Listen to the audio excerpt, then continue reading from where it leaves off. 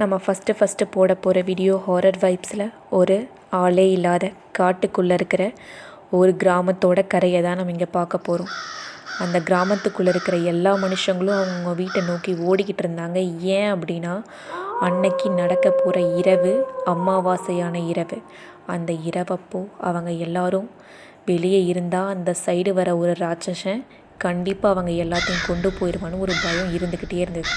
அந்த பயத்தினாலேயே யாரும் வெளியே வராமல் உள்ளேயே இருந்தாங்க. அதையெல்லாம் ஒரு சின்ன பொண்ணு பார்த்துக்கிட்டு இருந்தா.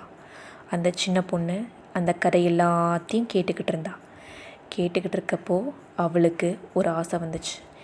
என்ன ஆனாலும் சரி, அந்த ராட்சசனை நம்ம பார்த்தே ஆகணும்னு.